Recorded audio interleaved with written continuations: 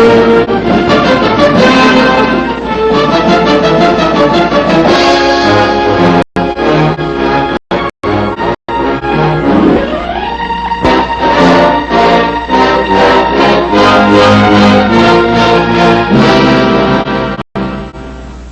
rifleman's effectiveness depends to a large degree upon his rifle. It must be as lightweight and rugged as possible. It must be capable of automatic and semi-automatic fire, and its ammunition must provide maximum firepower with the minimum of weight to enable the rifleman to carry as many loaded magazines as possible and practical.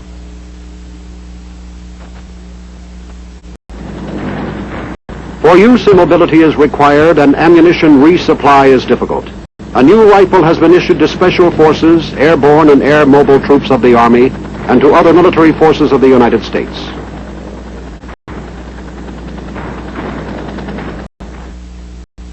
This new rifle is designated the XM16E1. The XM16E1 is a 5.56 millimeter or caliber .223 shoulder weapon. It is magazine-fed, gas-operated, and air-cooled. The magazine capacity is 20 rounds. By closing the bolt and turning the selector lever to semi, the rifle will fire semi-automatically.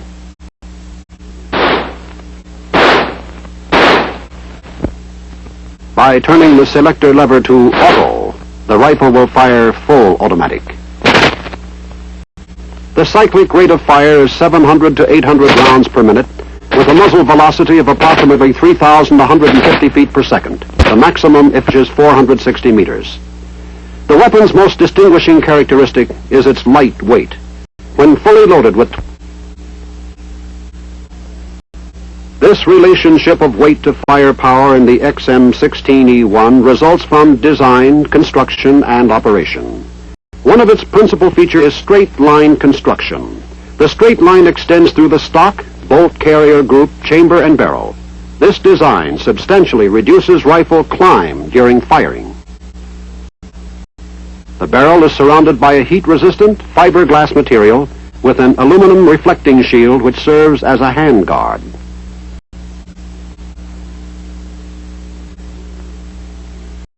Vents along the upper and lower surfaces of the handguard allow for circulation of air around the barrel. The ejection port has a hinged dust cover to prevent foreign matter from entering the chamber through the ejection port. When the weapon is cocked or fired, the dust cover opens automatically for ejection of spent cartridge cases.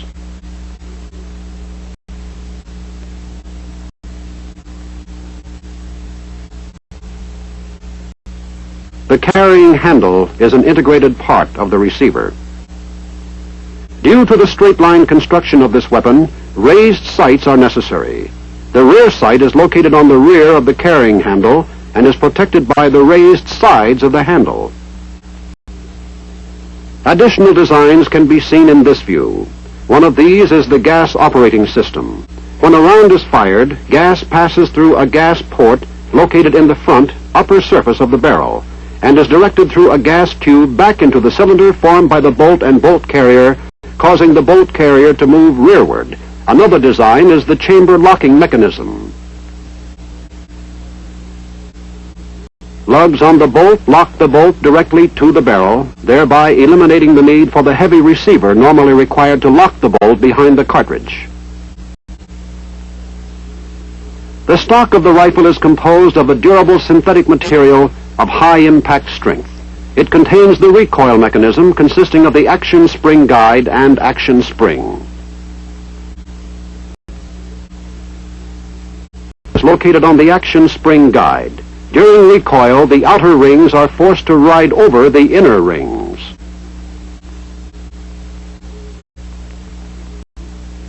A special feature of the XM16E1 rifle is the forward assist assembly. This permits the rifleman to seat the bolt manually in event it fails to do so automatically. The principal distinctive features of the weapon have been described. Before learning how it functions, we will see how it is used. Using the weapon consists of three functions. loading, firing, and unloading.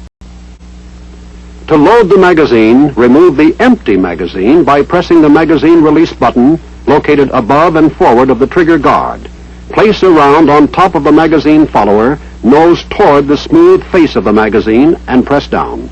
Repeat until 20 rounds have been inserted. Before loading the weapon, place the safety selector lever on Safe. With the weapon on Safe, insert the loaded magazine into the magazine feedway and push up. A click will be heard when the magazine is properly seated. To release the bolt and chamber the round, pull the charging handle fully to the rear and release, or press the bolt catch. The forward movement of the bolt strips around the magazine and chambers it. To fire semi-automatically, turn the selector lever to the semi position. The rifle will then fire a round each time the trigger is pressed. To fire automatically, turn the selector lever to the auto position. The rifle will continue to fire automatically as long as the trigger is pressed to the rear or until the magazine is empty. To unload the weapon, first place the selector lever on Safe. Remove the magazine by pressing the magazine release button. Remember, the rifle is clear only when the bolt is to the rear. There is no round in the chamber, the magazine is removed, and the selector lever is on Safe. Although the configuration of the XM16E1 is distinctive, its cycle of operation and functioning are similar to other military rifles with automatic capabilities.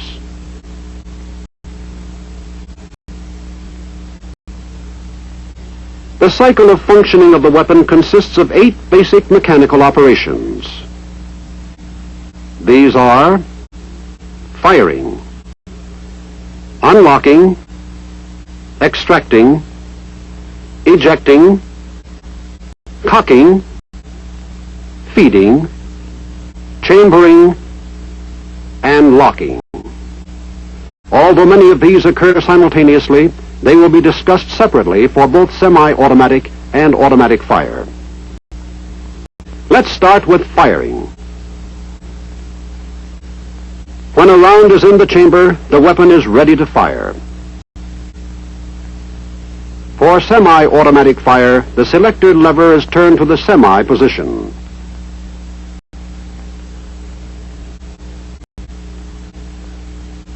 Assuming that the hammer is in the cocked position to begin with, the firing cycle is initiated by pressing the trigger. The trigger rotates on the trigger pin and disengages from the notch on the bottom of the hammer. The hammer moves forward by action of the hammer spring.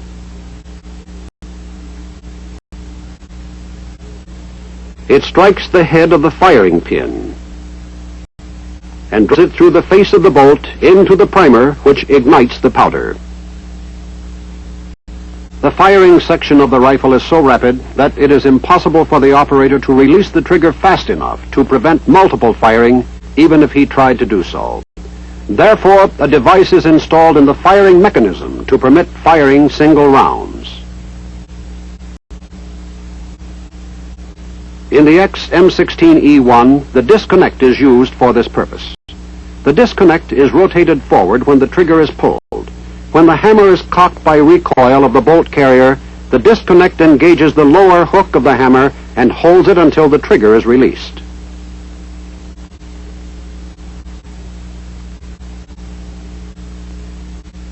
When the trigger is released, the disconnect rotates down and disengages the hammer, allowing it to rotate forward until caught by the nose of the trigger.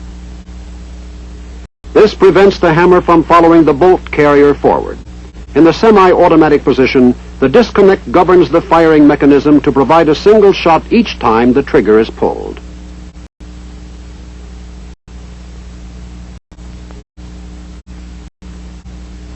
The next 3 operations in the cycle occur in rapid sequence as an immediate consequence of firing. First of these is unlocking. Before firing, the bolt has been locked into the barrel extension by alignment of the lugs on the bolt and barrel extension.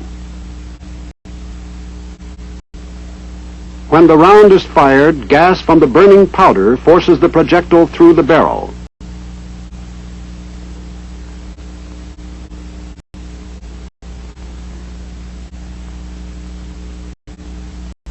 A small portion of gas enters the gas port in the upper part of the barrel under the front sight.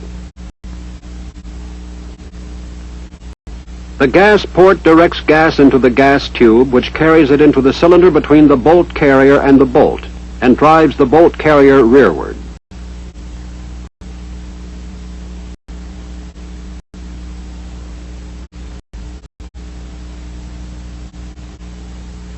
During this rearward movement, a cam track on the upper surface of the bolt carrier acts on the bolt cam pin, rotating the cam pin and bolt clockwise until the bolt locking lugs are no longer in line with the barrel extension locking lugs.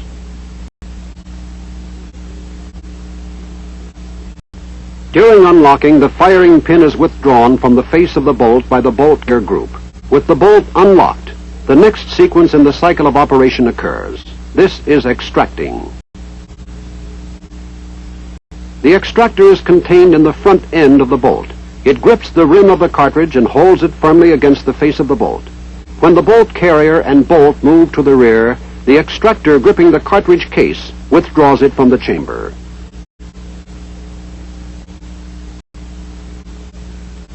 The action of the gas will be repeated. When the round is fired and gas pressure pushes the projectile through the barrel,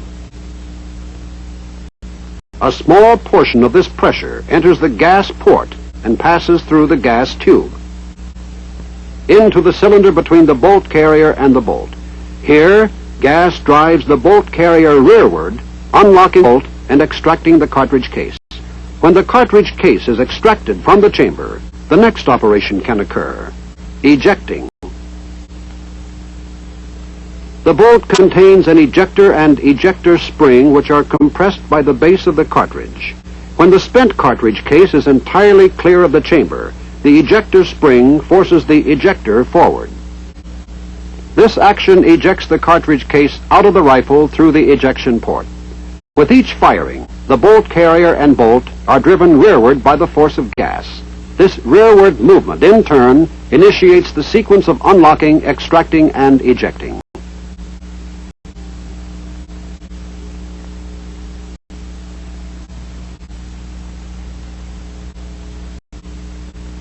During the rearward movement of the bolt carrier group, another action occurs: cocking. As the bolt carrier group moves rearward, it overrides the hammer and forces it down into the receiver, compressing the hammer spring.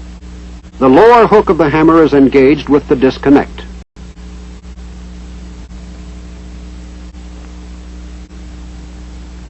When the trigger is released, the hammer slips from the disconnect and is caught by the nose of the trigger. The weapon is cocked.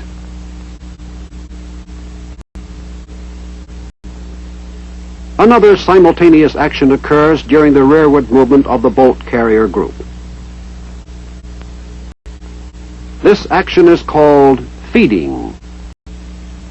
As the bolt carrier group clears the top of the magazine and expels the empty cartridge case, a new round is pushed into the path of the bolt by the upward thrust of the magazine follower and spring.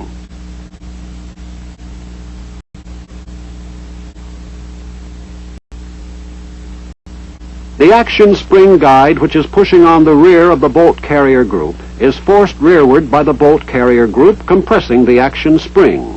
The bolt carrier group reaches its rearmost position when the rear of the action spring guide contacts the rear of the receiver extension.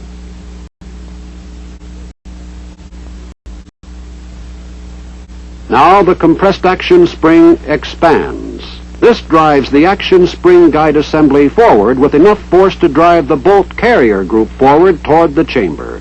This initiates the next action in the cycle of functioning: chambering.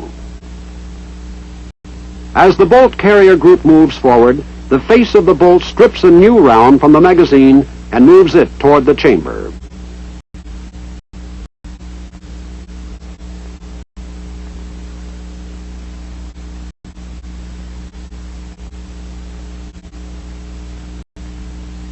As the extractor grips the rim of the cartridge, the ejector and ejector spring are forced back into the bolt by the base of the cartridge as the round is seated in the chamber. Now one final action is required to complete the cycle: locking. The forward movement of the bolt ceases when the bolt locking lugs pass between the barrel extension locking lugs and the round is fully chambered. When the bolt carrier enters the last half-inch of its forward movement, the bolt cam pin emerges from the guide channel in the upper receiver, moves on the cam track, rotating the bolt counterclockwise. This locks the bolt to the barrel extension. Locking the bolt completes the cycle of operation. The weapon is ready to be fired again. When the selector lever is on semi-automatic, as it has been during this review of the cycle of functioning, a single round is fired each time the trigger is pressed. When the selector lever is moved to the auto position, the weapon functions in a slightly different manner. Automatic fire begins when the trigger is pressed to release the hammer. The hammer strikes the firing pin and fires the first round. The bolt carrier recoils and moves rearward, overriding the hammer and depressing it to the cocked position.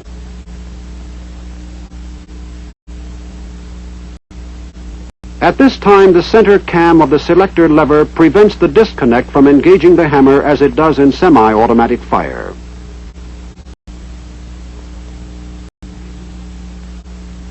Simultaneously, another cam on the selector lever rotates the automatic sear forward, which catches the upper hook of the hammer.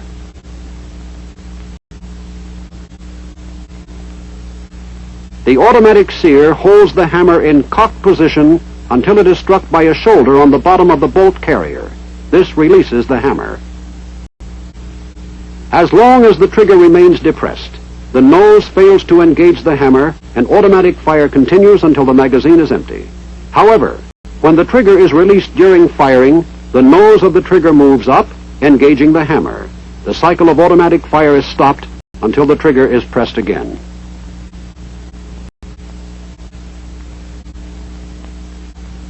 All other operations in automatic fire are the same as in semi-automatic fire. These are firing, unlocking, extracting, ejecting, cocking, feeding, chambering, and locking. These separate but interrelated operations complete the cycle of functioning of the XM16E1 rifle. Remember, the XM16E1 is a gas-operated, air-cooled, shoulder-fired weapon capable of semi-automatic or automatic fire. It fires 5.56 millimeter ammunition fed from a 20-round magazine. The weight of the loaded aluminum magazine is 7/10 of a pound.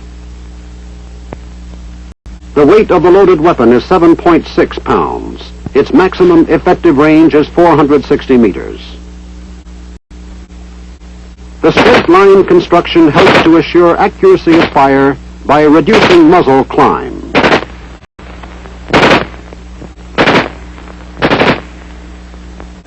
In military situations requiring a high degree of individual mobility together with the most possible small arms firepower per man, the XM16E1 rifle has proved its value.